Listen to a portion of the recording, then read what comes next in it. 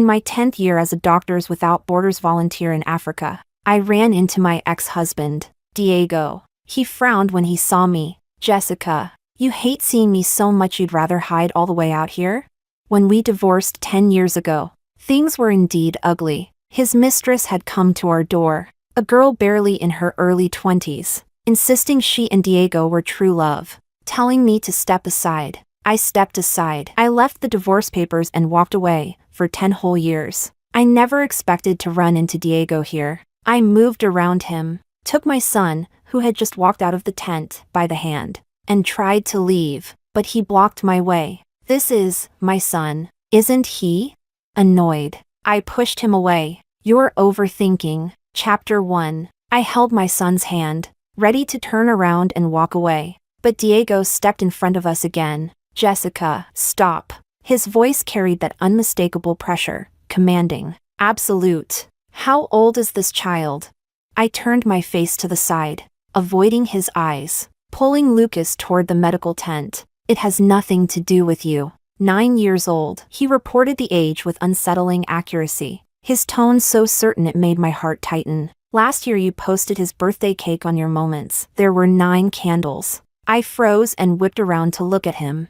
I'd deleted all ways of contacting him after the divorce. Yet he had still been watching me from the shadows. Lucas sensed the tension and shrank behind me, whispering softly, Mom, who is this man?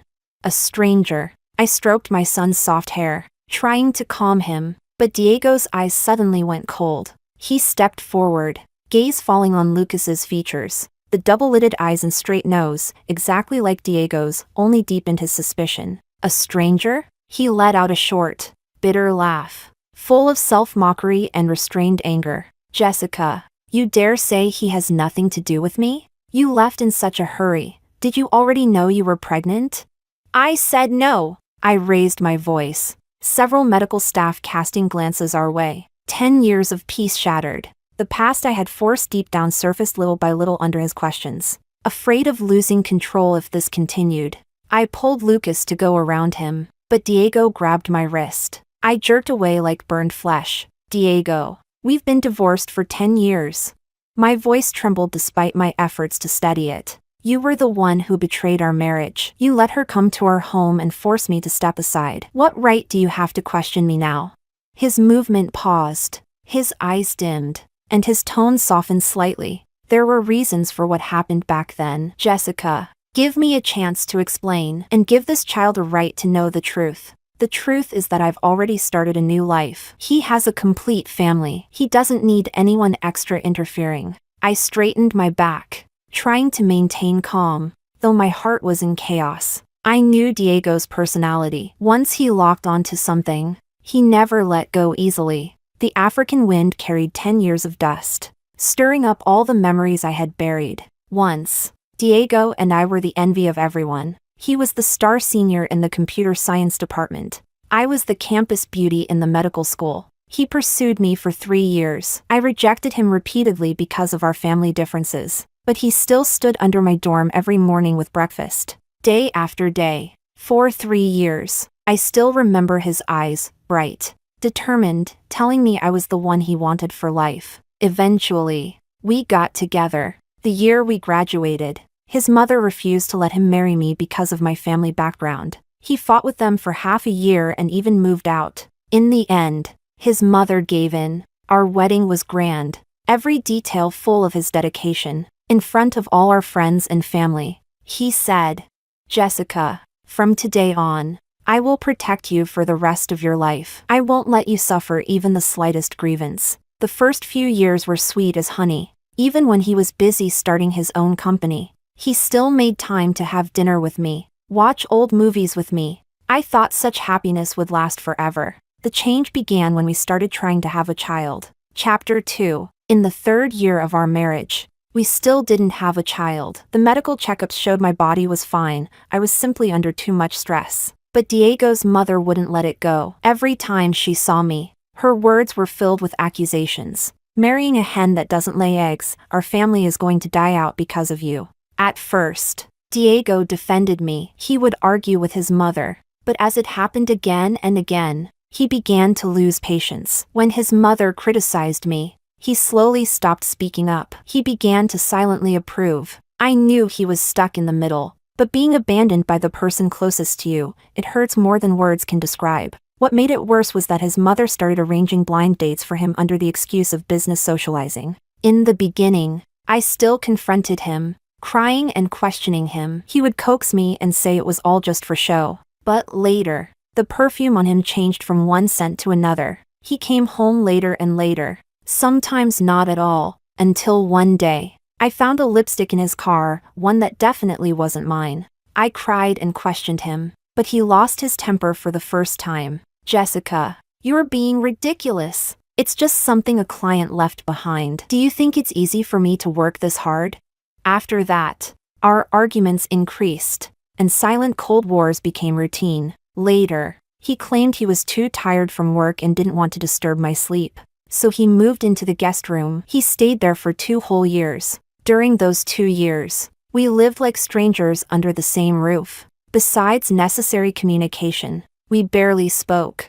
I often sat alone in the empty living room, staring at the spot in the master bedroom where he used to sleep, feeling nothing but emptiness. I knew our love had long been drained by suspicion, accusations, and indifference. But back then, I still clung to a shred of hope. I thought that if I just held on a little longer, things would return to how they once were, until that woman came to our door, and I finally understood. Some things, once broken, can never be pieced back together. I will never forget that day. Diego had told me 3 days earlier that he was going on a business trip to a nearby city. But 3 days later, the doorbell suddenly rang. I thought Diego had come back early. Filled with joy, I ran to open the door, but standing outside was a young girl I had never seen before. "You're Jessica?" she asked, her voice full of open hostility. I nodded, a bad feeling rising in my chest. "My name is Elise." She pushed past me and walked into the house,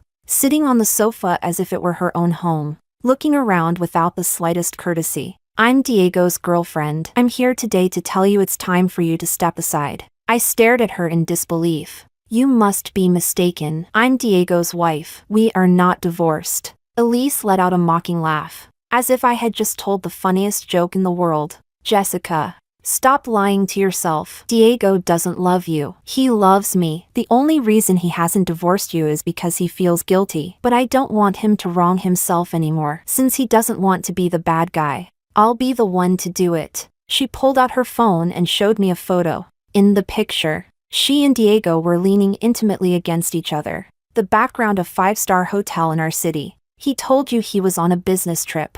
But he hasn't left the city at all. He's been with me these past few days. Every night he didn't come home. He was with me." It felt as though an invisible hand had grabbed my heart and squeezed, so hard I couldn't breathe. Elise stood up and walked toward me, looking down at me with condescending superiority. "Leave Diego on your own. You've occupied the position of his wife for so many years, and you can't even have a child. Do you think you deserve it? Diego needs a woman who can give him children and help him in his career, not a useless freeloader like you." Her words were knives, each one digging straight into my heart. I knew I couldn't stay weak. I looked at her and said each word clearly. "I don't believe you. I want Diego to tell me himself." "Great." Elise smiled, even more triumphant. "I knew you wouldn't believe easily. Come on, I'll take you to him. Let him tell you the truth himself." Chapter 3. I felt as if all the strength had been drained from my body. Yet somehow, against all reason, I still followed her. I didn't know whether I wanted the truth verified, or whether I was simply walking toward my final blow. We arrived outside the private room of an upscale club. Elise didn't push the door open. Instead, she gestured for me to lean in and listen. Inside, familiar voices floated out, Diego's, along with a few of his friends. "Diego, aren't you afraid Jessica will be furious if she finds out?" one man said. Diego let out a sigh and downed his drink in one go. "I can't help it.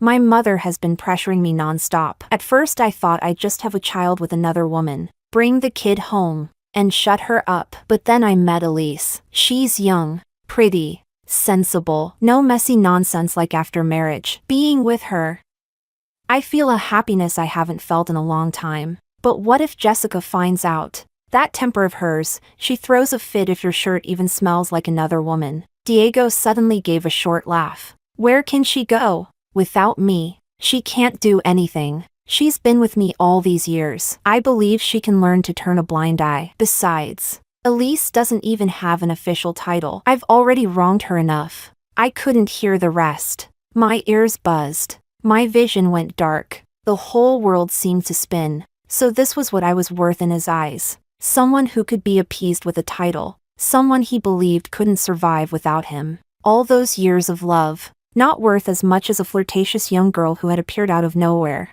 Elise watched me fall apart, a victorious smile spreading across her face. Now you believe it, right? Jessica, be smart. Leave early, it's better for both of us. I didn't respond. I just staggered away from the club. Outside, the rain was still falling. Cold raindrops hit my face, mingling with my tears until I couldn't tell which was which. By the time I returned home, I was soaked from head to toe. I didn't even change my clothes. I walked straight to my desk, pulled out paper and pen. Without a moment of hesitation, I signed my name on the divorce papers. When it was done, I picked up my phone and dialed a number I hadn't touched in years. It belonged to my university mentor, the one who had once urged me to join Doctors Without Borders. Back then, my heart was full of Diego, full of our little home, so I declined. When the call connected, I couldn't hold it in anymore. Through sobs, I said, "Professor, that Doctors Without Borders program you mentioned back then, is there still an opening?"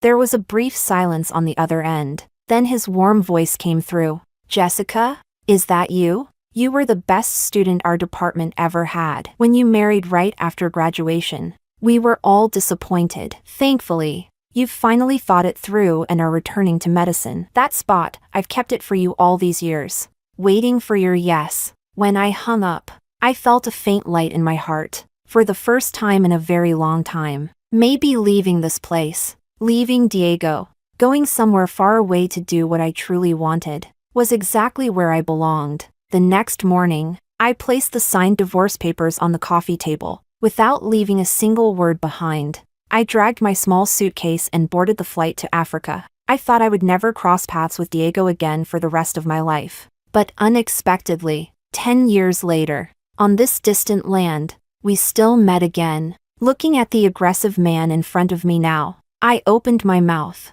"Diego, everything from the past is long over. I've already started a new life. Lucas is my son. He has nothing to do with you. Please leave. Don't interfere with our life anymore." Chapter 4. Perhaps I had spoken too sharply, because Diego gave me a long, searching look before finally walking away. I thought the farce was finally over, but I never expected him to show up again so soon, this time bringing Elise with him to the medical camp. That day, I was giving routine vaccinations to local children when I saw Diego and Elise approaching from a distance. 10 years had passed, and Elise was no longer the arrogant, brazen young woman she had once been. She held Diego's arm intimately, moving with the quiet confidence of a woman who had stood at his side for years, not a trace of provocation, just the composed affection of a long-married wife. "Jessica, what a coincidence."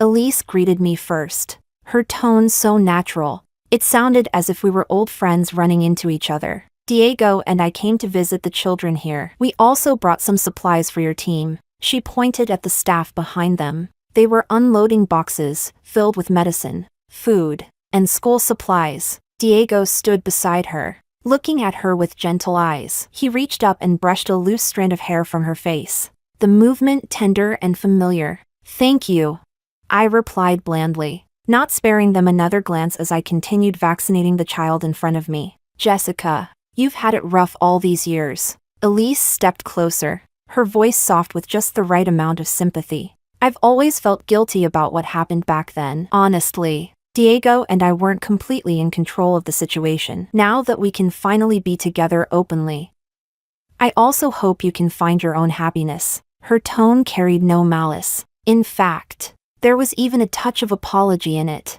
But the way she stood by Diego's side, perfectly matched, made me feel more uncomfortable than any open provocation ever could. So this was it. My departure back then had merely solved a problem for him. I didn't respond. I simply sped up my work. Just then, Lucas ran out of the tent when he saw Elise. He blinked curiously. Elise instantly softened, crouching down with a gentle smile as she tried to touch his head. "So this is your son? He's adorable. His features look a little like Diego's." I immediately pulled Lucas behind me, avoiding her touch. "We still have work to do. Excuse us." I took Lucas's hand and turned to leave, but Diego stepped in front of us, blocking our way, his eyes fixed firmly on mine. "Jessica, I've already arranged it. A doctor will come tomorrow. I'm doing a paternity test with Lucas." "I don't agree."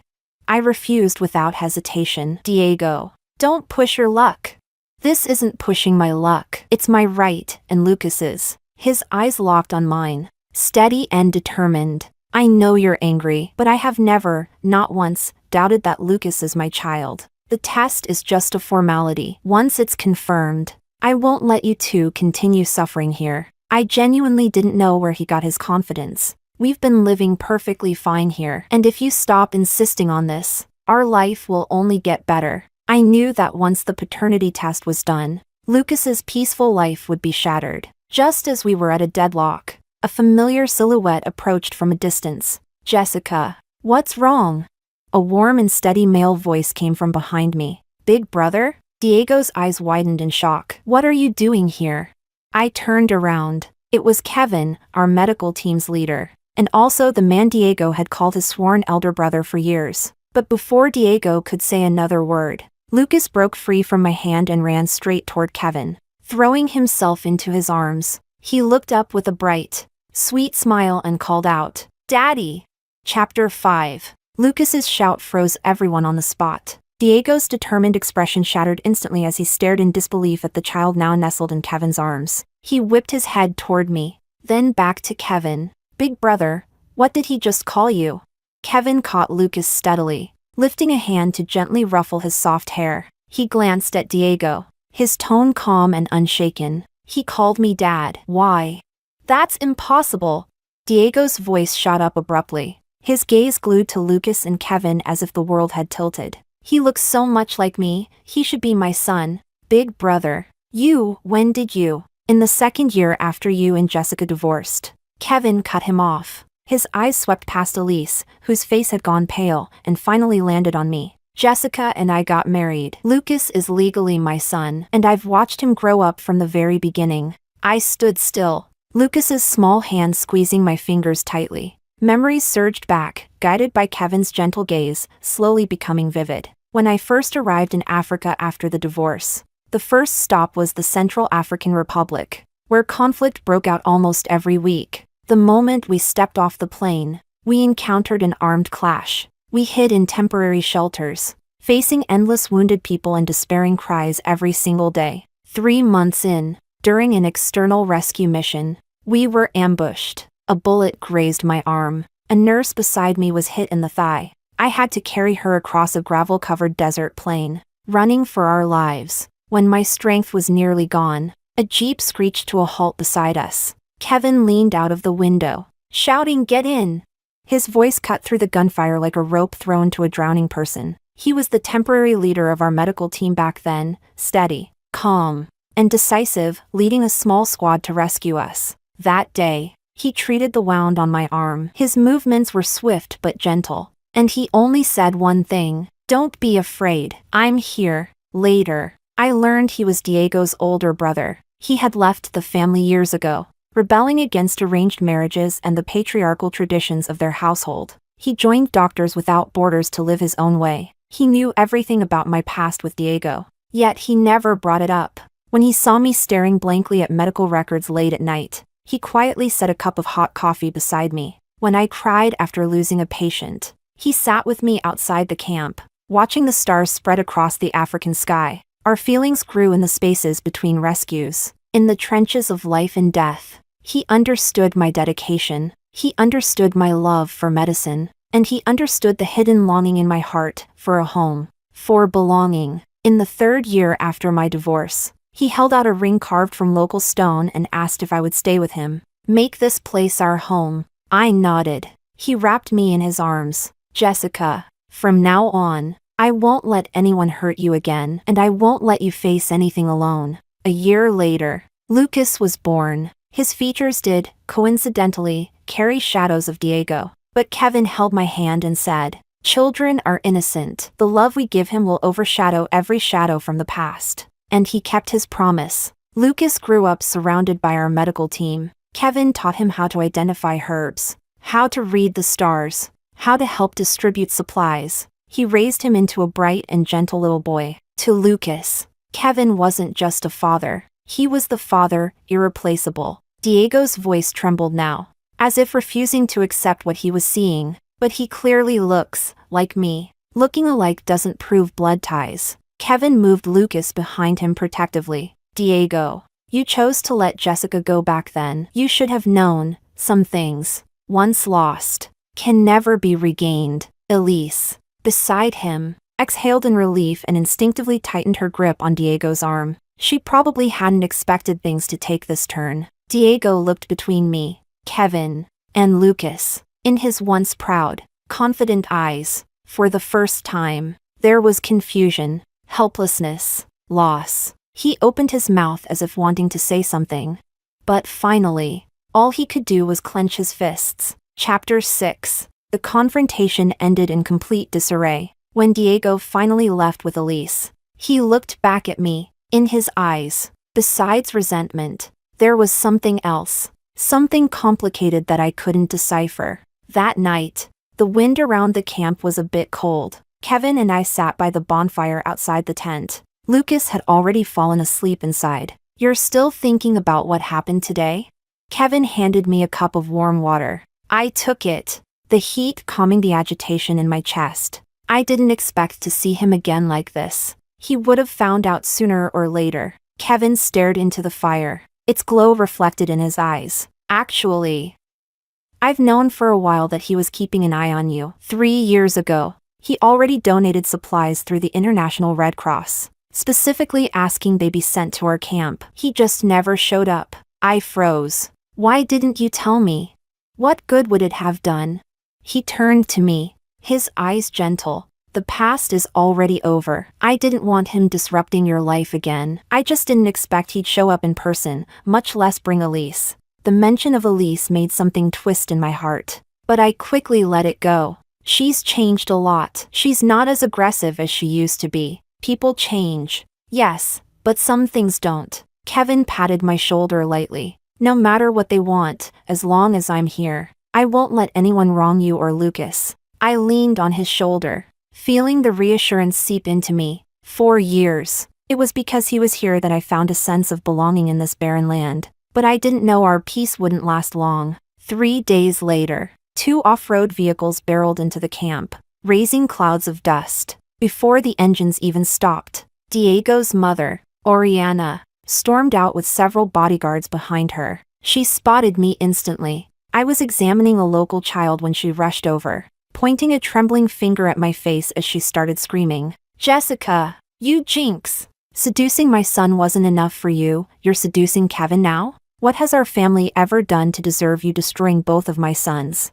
Her sharp screech drew stares from medical staff and villagers. Lucas was frightened and hid behind me, clutching my clothes tightly. I frowned and stood up, shielding him. "Auntie, please mind your words. Kevin and I are legally married. There is no such thing as seducing anyone." Oriana let out a cold laugh, her eyes slicing across me like blades. "You can't even have children. And after the divorce you still refuse to behave yourself, coming all the way to Africa to hook up with another man. Kevin is the most accomplished child in our family. How blind was he to marry someone like you? A second-hand woman." "Mom."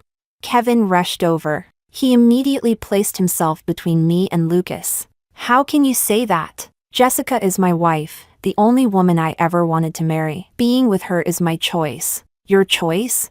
Oriana's whole body trembled with rage. "Do you know what she did to Diego back then? She couldn't give him a child but refused to step aside. She forced him to find someone else. And now she's clinging on to you just to take advantage of our family." "Enough." Kevin's voice suddenly rose. "You know perfectly well what happened back then. You were the one who pressured Jessica to have children. You arranged blind dates for Diego, and it was you who allowed Elise to confront her. You never cared how much Jessica suffered in that house." Oriana was stunned into silence for a moment, then immediately started shrieking again. I don't care. You must divorce her. Our family will not tolerate a woman like her. Just then, Diego and Elise arrived. Seeing the scene, Diego frowned and pulled Oriana aside. Mom, stop it. Let's go home and talk. Oriana shoved him away and pointed at me, crying dramatically. Look at her. Look at how she's bewitched your brother. She ruined your marriage back then, and now she wants to ruin your brother's life too. I'm not leaving until she leaves Kevin. Elise stood nearby, opening her mouth as if to speak, but Diego shot her a warning glance. She looked at me. In her eyes flashed a complex mix of emotions: sympathy, guilt, and a faint, barely noticeable relief. Chapter 7. I will never divorce Jessica. Kevin's voice was firm, leaving no room for negotiation. If you can't accept her, then I won't be returning to that house ever again. You. Oriana was so furious her vision darkened. She nearly fell, and Diego had to catch her. Brother, why are you doing this?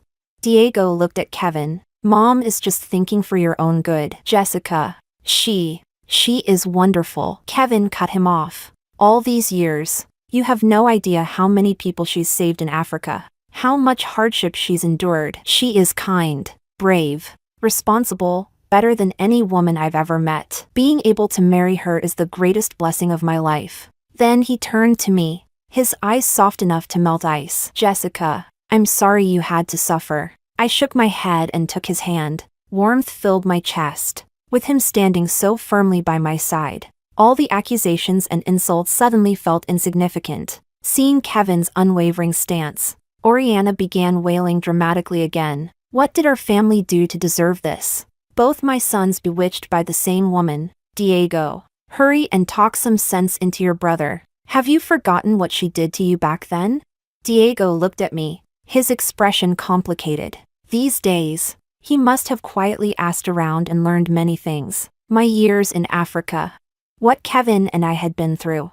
The family we now were. He opened his mouth, then sighed. Mom, he's already grown up. He has his own thoughts. We shouldn't keep forcing him. You useless boy. Oriana glared at him harshly. You were bewitched by her back then, and now you're still defending her. If not for her, you'd already be a father of 2 by now.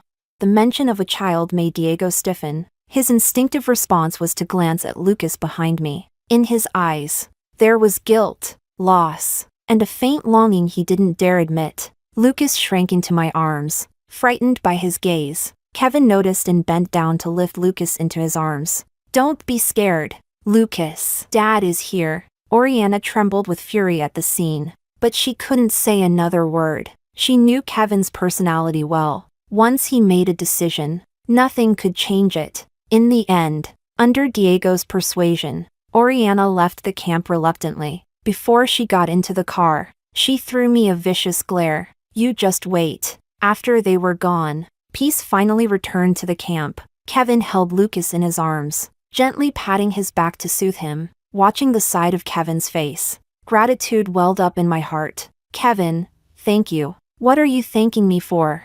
He turned and smiled at me. Protecting you and Lucas is my responsibility. Diego did not leave with the others. He stood a short distance away, watching the 3 of us, a complete family, and loneliness filled his eyes. Elise approached and tugged lightly on his arm. Diego, let's go home. But he didn't move. Instead, he murmured, Did I really make a mistake all those years ago?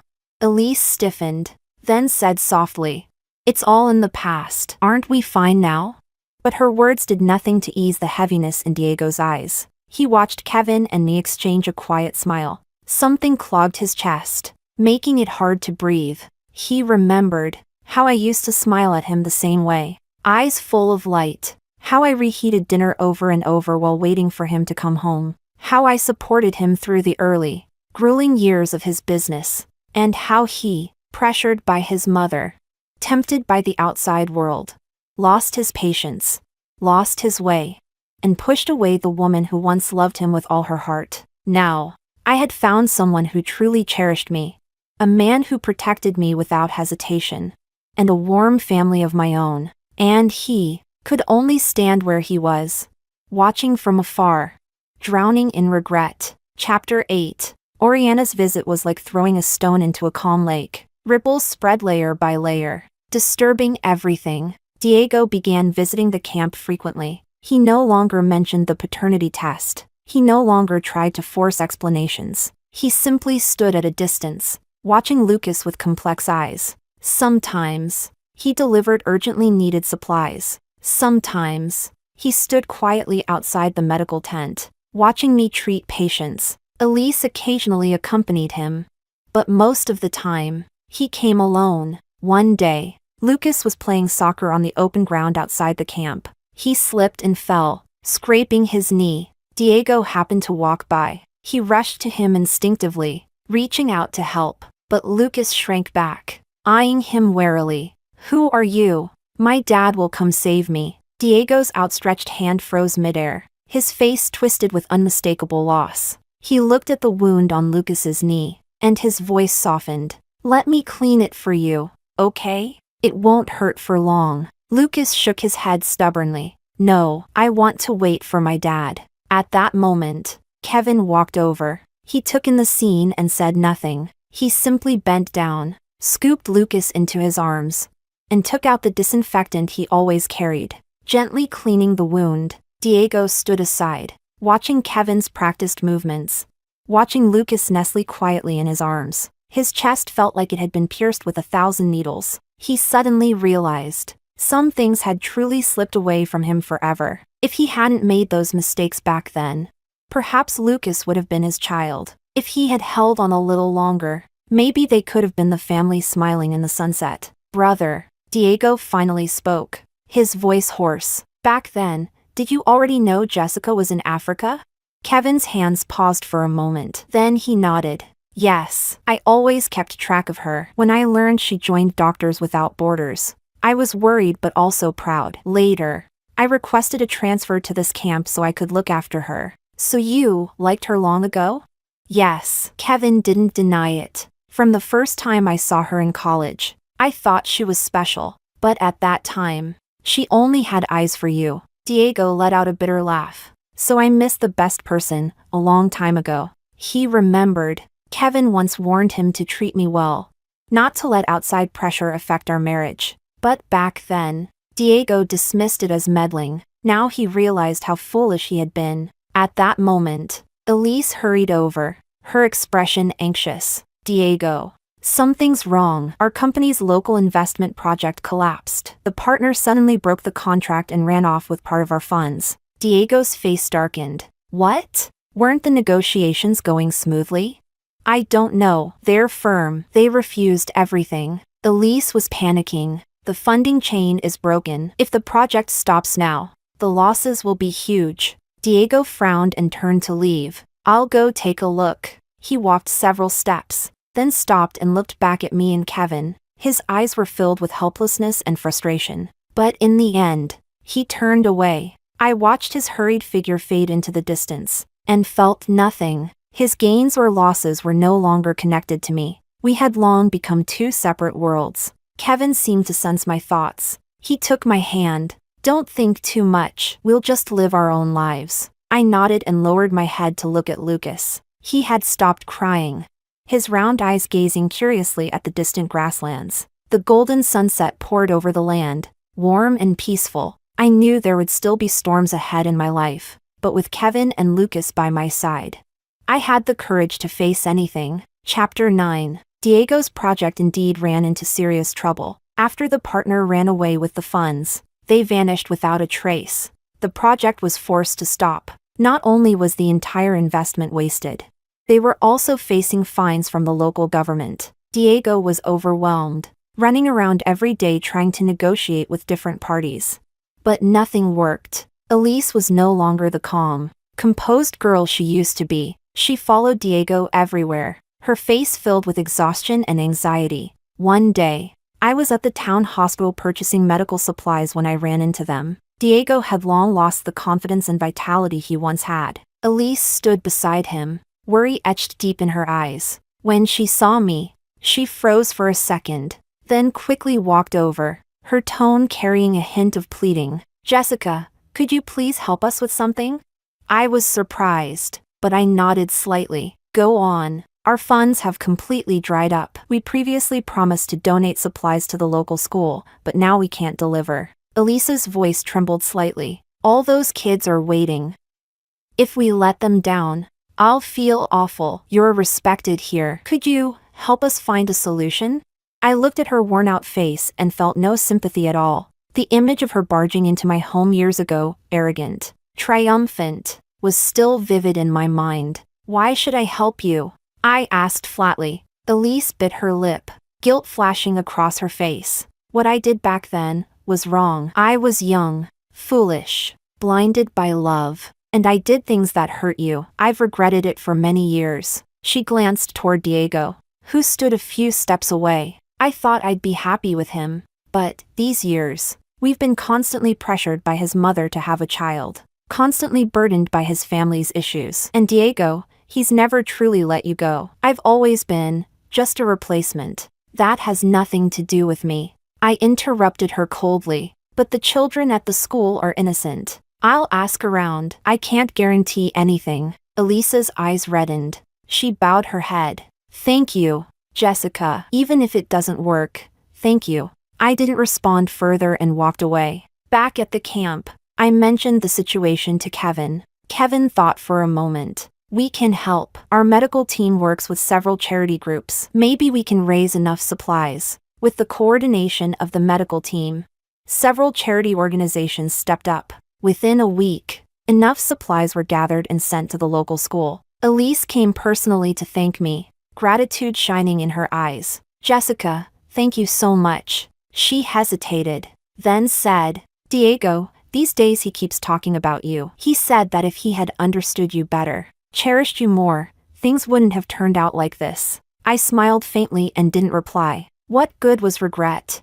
Some wounds, once inflicted, can never truly heal. A few days later, Diego and Elise left Africa. Before leaving, Diego came to see me one last time. He stood at the entrance of the camp, his eyes filled with complicated emotions. Jessica, thank you. No need to thank me. I helped the children, not you. He nodded, silence stretching between us. After a long moment, he spoke slowly. These days, I've been thinking a lot. Back then, I wronged you. I was selfish, blind, and ruined our marriage with my own hands. I'm not asking for forgiveness. I just hope you will always be happy. He paused, then looked toward Lucas, who was laughing as Kevin lifted him high into the air. Tell Lucas I wish him well. Tell him to listen to his dad and grow up to be kind and brave. I nodded. I will. Diego took one long look at me, as if trying to carve my face into memory.